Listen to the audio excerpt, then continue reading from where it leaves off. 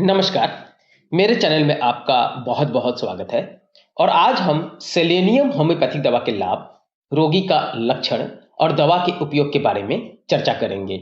Video को पूरा अवश्य देखें ताकि आप पूरी तरह से समझ पाए। तो आइए समझते हैं। वीडियो शुरू करने से पहले आपसे अनुरोध है कि अगर आपने हमारे चैनल को अभी तक सब्सक्राइब नहीं किया तो प्लीज़ सब्सक्राइब कर दें और बेल बटन को जरूर दबा दें ताकि मेरा हर वीडियो आप तक पहुंच सके। सेलेनियम का सबसे पहला लक्षण यौनावस्था में स्त्री सहवास या हस्त मैथुन आदि कुकर्मों द्वारा वीर्य क्षय से उत्पन्न कमजोरी। जननांगों पर सेलेनियम औषधि का विशेष प्रभाव है और होम्योपैथी में अति स्त्री सहवास तथा हस्त मैथुन आदि कुकर्मों से उत्पन्न होने वाले दोषों में इस दवा का प्रयोग किया जाता है। इस औषधि का प्रमुख लक्षण असामान्य दुर्बलता है।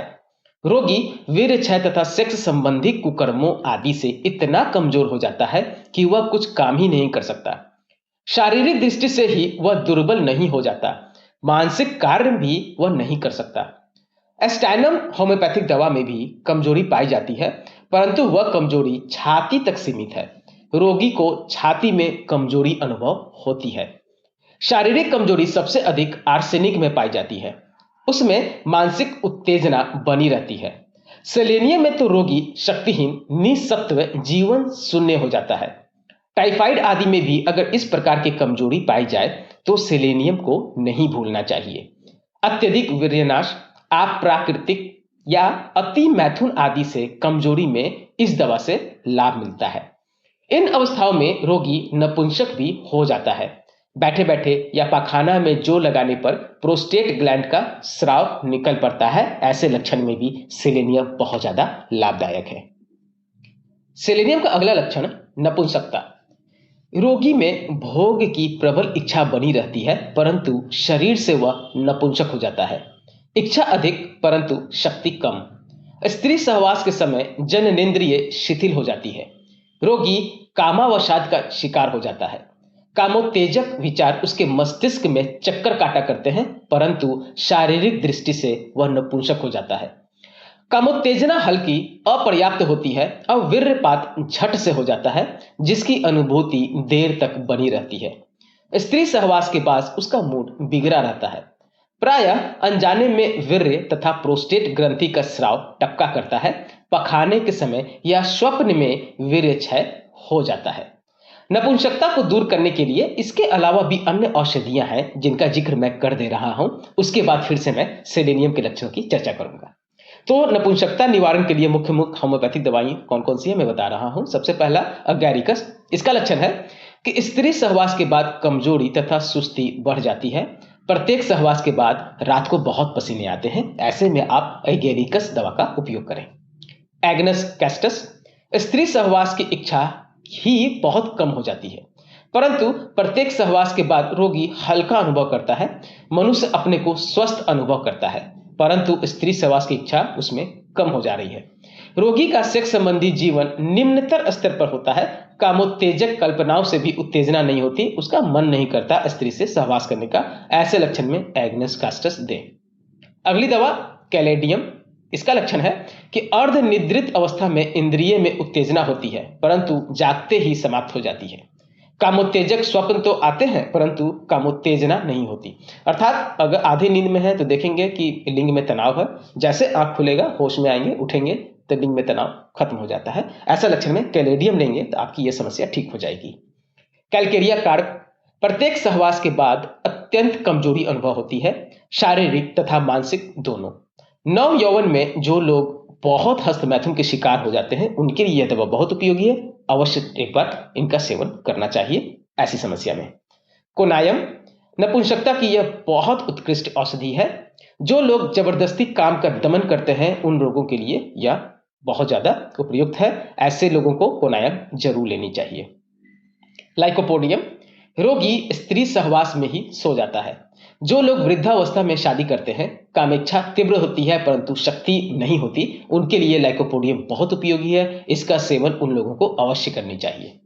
अगली दवा फास्फोरस। और फास्फोरस का लक्षण है अति विहार से उत्पन्न होने वाले उपद्रवों में लाभदायक है। रोगी इतना वीर्य क्षय कर चुका होता है कि सहवास में वीर्य ही नहीं निकलता। कोनायम की तरह जबरदस्ती काम दमन से उत्पन्न रोगों में भी फास्फोरस उपयोगी है।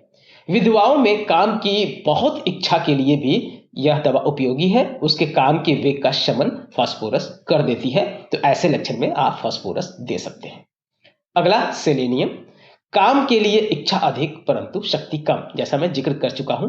कामोत्तेजक कल्पनाएं अधिक परंतु शारीरिक असमर्थता, अर्थात मन बहुत करेगा, काम की इच्छा होगी परंतु शक्ति उतनी नहीं रहेगी, लिंग में तनाव वैसा नहीं आएगा, उसमें सेलेनियम लाभ करता है। मैंने करीब करीब नपुंसकता की सभी मुख्य मुख्य औषधियां बता दी हैं। अब मैं फिर से सेलेनियम के लक्षणों में आता हूं। सेलेनियम का अगला लक्षण भौं, मूंछों आदि का बाल झड़ना। इस औषधि का एक विचित्र लक्षण है कि आंख के भौं से, मूंछों से जननेंद्रिय के बाल झड़ने लगते हैं, और ऐसे में आप सेलेनियम औषधि का सेवन करें, समस्या ठीक हो जाएगी। अगला लक्षण मल निकलते निकलते लौट जाता है और कब्ज का लक्षण। इसका जो सेलेनियम औषधि का जो कब्ज है वह साइलिसिया के समान होता है। इतना कड़ा और मल शुष्क होता है कि निकलते निकलते पीछे की तरफ लौट जाता है। उसके हाथ की उंगलियों से उसे निकालना पड़ता है। आंतों की मल को बाहर धकेलने की क्रिया शिथिल पड़ जाती है, इसलिए ऐसा होता है। मल इतना अधिक परिमाण में होता है और इतना खुश्क होता है कि मल द्वार फट ना जाए, इसलिए रोगी घबराया करता है। ऐसे लक्षण में सेलेनियम दवा से बहुत ज्यादा लाभ प्राप्त होता है।